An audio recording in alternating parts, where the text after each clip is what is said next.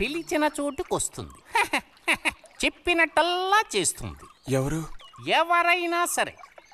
మహారాజులు సైతం ఆ కాలంలో మహారాణులను వశపరచుకోవడానికి ఈ విద్య ప్రయోగించారు. ఏం విద్య? వశీకరణం. వశీకరణమా? భస్మం. ఏ భస్మం? మంత్రభస్మం.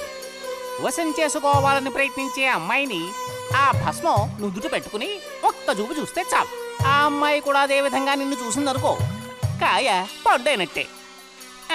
కాకపోతే దానికి ఒక పద్ధతి ఉంది. శుభ్రంగా స్నానం చేసి ఆ భస్మాన్ని నుదుట పెట్టుకోవాలి. తను నిన్ను చూసేంత వరకు నోరు తెరిచి ఒక్క మాట కూడా మాట్లాడకూడదు.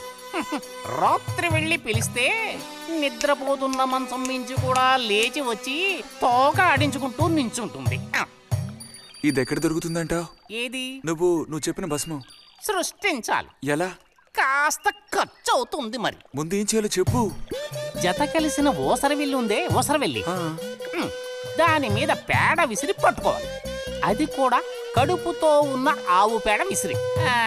అప్పుడు అది కాస్త ఊపిరాగి చస్తుంది. ఆ చచ్చిన దాన్ని తీసుకొచ్చి కొబ్బరి చెట్టు చిటారు కొమ్మను ఎండపెట్టి పొడి చేయాలి. తర్వాత దానికో మంత్రం ఉంది, ఆం ఫట్. కొబ్బరి చెట్టు చిటార్ను కట్టి ఎండబెట్టాలా? గంగరాజు కాసేదైనా జరిగే పని చెప్పు.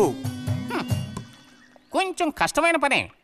కాకపోతే నువ్వు చేయవలసిందల్లా ఒకటే, 2 ఊసర విల్లుల్ని పట్టివు చాలు. పట్టిచ్చావనుకో మిగతాది నేను చూసుకుంటాను. మనోధైర్యం కోల్పోకు. మా గురువు గారి దగ్గర దీనికి ఏం కొదవలేదు. ఈ భస్మాన్ని మనం అడిగితే ఆయన ఇస్తారు. కొంచెం తీర్థప్రసాదాలకు ఖర్చు అవుతుంది. ఎంత ఖర్చు అవుతుంది? ఇప్పటికో 5 రూపాయలు ఇచ్చావంటే పని అవుతుంది. నెత్తిన పోసుకోవచ్చు. ఏంటి 5 రూపాయలు చాలా? అదేం పెద్ద ప్రాబ్లం కాదు.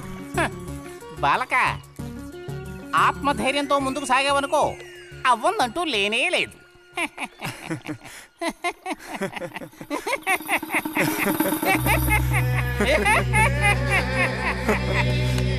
ఓం పట్ స్వాహా.